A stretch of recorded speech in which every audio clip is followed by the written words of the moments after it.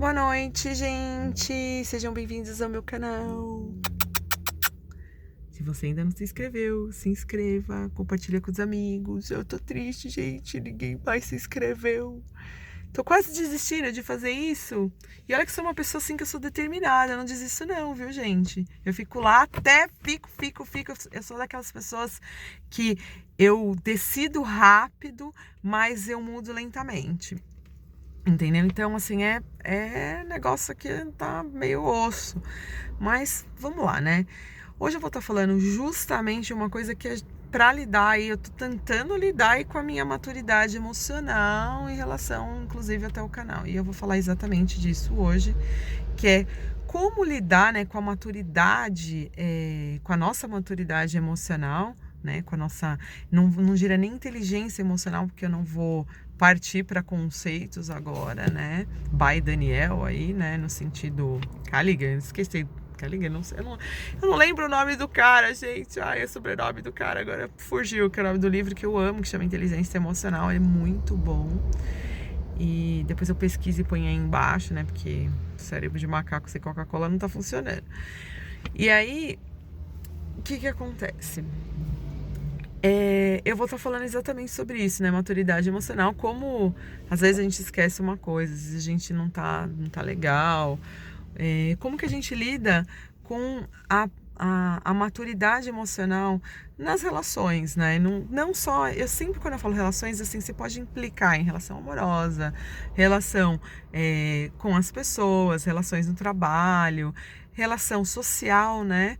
E qualquer tipo de relação aí que você pôr aí na sua cabeça que dá para se relacionar, né? Relação com seu cachorro, né? No caso, se você for pai e mãe de cachorro.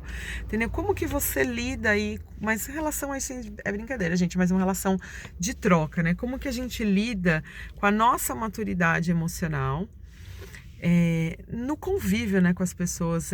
Por que a gente espera das pessoas uma determinada postura e às vezes nem a gente mesmo tem uma postura tão condizente quanto com aquilo que a gente espera das outras pessoas, né? É como aquelas pessoas que julgam, né, e sentam em cima do rabo e falam mal de uma coisa que a pessoa faz, né? Então, assim, de repente você faz uma coisa de errado, mas você vai lá e julga uma pessoa porque a pessoa tá fazendo uma coisa muito parecida com o que você faz. E aí você meio que em espelho, é muito mais fácil você falar do outro do que lidar com as suas próprias questões. E pensando nisso, né, na maturidade emocional, que ainda faz uma alusão ao penúltimo vídeo que eu tô falando de dereísmo, né? Porque o que acontece? Assim, as pessoas que têm uma mente que vai pro pensamento mais dereísta, acaba indo aí por um caminho de que acredita nas porra que pensou, né? Eu acho que quanto mais a gente pensa determinadas situações ou que a gente tem algumas crenças, fica muito limitado da gente se colocar no lugar do outro e ver às vezes a realidade em uma outra óptica, né? Então, e aí fica complicado às vezes a gente se posicionar frente a um determinado comportamento, às vezes social, às vezes um comportamento relacional ou familiar, e você não ser vista como uma pessoa assim chata, ou uma pessoa do mal, ou uma pessoa, sei lá, uma pessoa que está se posicionando, né? O que acontece? Quando você se posiciona de alguma maneira, que você sabe às vezes a verdade de algumas pessoas, tem gente que não se conhece, gente, tem gente que não sabe quais são seus traços psicológicos, que não sabe como lidar aí com algumas feridas existenciais, que não sabe como usar os recursos que às vezes você, dependendo do seu traço psicológico, se você sabe o seu traço psicológico, se você conhece bem o seu psicológico, você sabe até onde você pode ir. É como você vai entrar no mar, por exemplo. Eu sei nadar até tanto, eu não sou aquelas pessoas que faz triatlo. Então eu sei que eu vou até um determinado X ali, não dá pé, tchau, né? Dá licença. Agora, tem pessoas que nem isso sabem. Então, assim, dependendo de como for seu traço psicológico, dependendo de como você tem um manejo aí mental das suas questões, como você lida com seus recursos positivos e com seus recursos negativos, vai fazer toda a diferença de você, por exemplo, estar se relacionando com as pessoas, de você saber o que esperar das pessoas. Eu, por exemplo, como só de olhar a pessoa, eu já sei o traço psicológico dela, e se a pessoa conversa comigo, eu sei mais ainda. E o que acontece?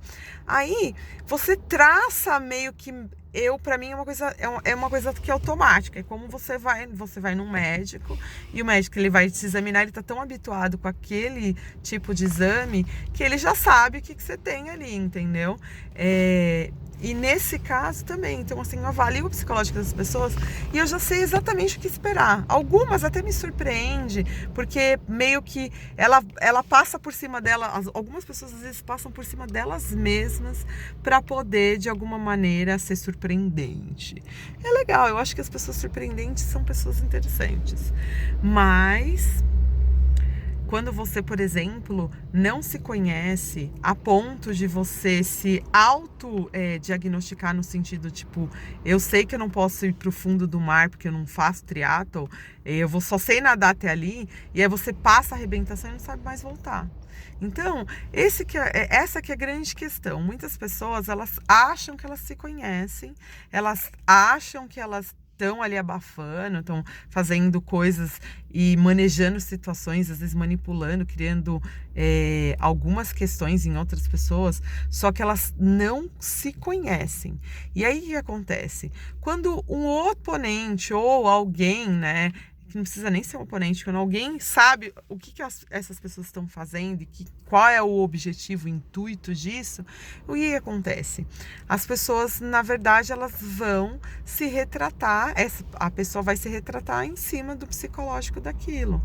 Então, a grande questão aqui em vários vídeos aqui eu dei várias dicas de como você vê o dedo, como você avalia o olhar, como você avalia a fala, eu já dei várias dicas aqui de alguns traços psicológicos, como o que esperar, porque tem ciúmes, porque que não tem. Eu já dei várias dicas aqui de como você fazer um mapeamento psicológico de alguém, entendeu? E para você, inclusive, se automapear e ver se você tem questões que você às vezes precisa, é como aprender a nadar. Se você não sabe nadar, vai pro fundo do mar e vai achar que você vai fazer triatlo, vai atravessar. Não, você não vai conseguir, você não vai. Então, assim, não adianta. Tem coisas, gente, que se vocês não pedirem ajuda, até um psicanalista, a gente faz análise, por exemplo. A gente faz supervisão, porque a gente sabe que é como o mar pode estar revolto, né? Então, se a gente não tiver alguém que tiver mais experiência, tiver um resgate esperando a gente sabe que a gente pode afundar e junto com o paciente. Então, para que você faça uma coisa ética, inclusive para que você se conheça no sentido de eu posso ir até aquela parte do fundo do mar e dali eu sei voltar, ou dali, se eu não souber voltar, tem alguém já me supervisionando para me pegar ali com uma boia logo depois, entendeu? Então, a grande questão é essa, né? É saber manejar as suas próprias questões. Os meus vídeos aqui, ele dá um mapa para você se auto-observar e ver se você tem culhões de ir até o fundo do mar sozinho. E se você não tem culhões de ir até o fundo do mar sozinho, te dá todas as dicas para você pelo menos mapear, para saber se você sabe nadar até um determinado ponto. Entendeu? Então, a grande questão, eu acho que é a grande pegada mesmo, quando você quer aí, acho que é o grande investimento que a gente faz ali, se você tem dinheiro, invista no seu crescimento pessoal, porque assim, quanto mais você se der a chance de se conhecer e saber quem você é, mais fundo nesse mar você pode nadar, mais profundo você pode ir, conhecer coisas maravilhosas, tanto de você quanto das outras pessoas. Eu fico maravilhada de, por exemplo, fazer um alto mergulho tanto em mim quanto no outro e dali sair tão fortalecida, mesmo que às vezes me falta ar, mesmo que às vezes eu tô indo para lugares completamente abissais em mim e no outro. Por quê? Porque de alguma maneira eu sei nadar e de alguma maneira eu sei que além de eu saber nadar, eu tenho mais um resgate ali me esperando para me pegar, entendeu? Então, a grande questão, acho que da vida da gente, que fala assim, ai, terapia é coisa de doido. Gente, terapia não é coisa de doido. Terapia é coisa de gente que quer se conhecer, gente que quer se aprofundar, gente que quer entender o outro, inclusive para poder estar perto de algumas pessoas que, se a gente não faz terapia, a gente não pode nem estar perto de algumas pessoas, porque aquelas pessoas são tão tóxicas, ou são pessoas que estão ali se afundando, que na hora que achar alguém, vai afundar a pessoa junto.